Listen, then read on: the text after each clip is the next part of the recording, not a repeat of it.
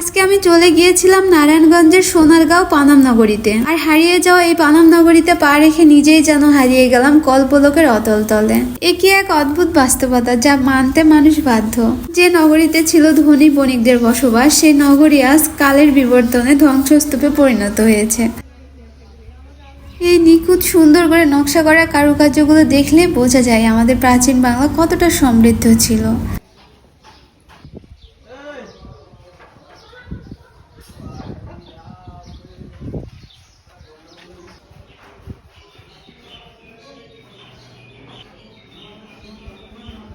পানামনগর ঘোরা শেষে আমি চলে এসেছিলাম সোনারগাঁও লোক ও কারুশিল্প জাদুঘরে। আর জাদুঘরের পাশে যে মস্ত সুন্দর আকর্ষণীয় যে বিল্ডিংটা দেখতে পাচ্ছেন, এটি হচ্ছে বড় সর্দার বাড়ি। আমাদের হাতে খুব একটা সময় ছিল না, কারণ এইখানে 5টার পরে প্রবেশ নিষেধ। তাই আমরা প্রথমত প্রবেশ করেছিলাম এই বড় সর্দার বাড়িটি ঘুরে দেখার জন্য। আসল কথা হচ্ছে এইখানে আপনি যতক্ষণ না আসবেন ততক্ষণ কিছুতেই বুঝতে পারবেন না এই জায়গাটি আসলে কতটা সুন্দর। আর এইগুলো কক্ষতে রাখা ছিল প্রাচীন বাংলার কৃষক থেকে শুরু করে সব পেশা মানুষদের ব্যবহৃত হারিয়ে যাওয়া স্মৃতিচিহ্নগুলো। তার পাশেই ছিল মস্ত বড় একটা পুকুর।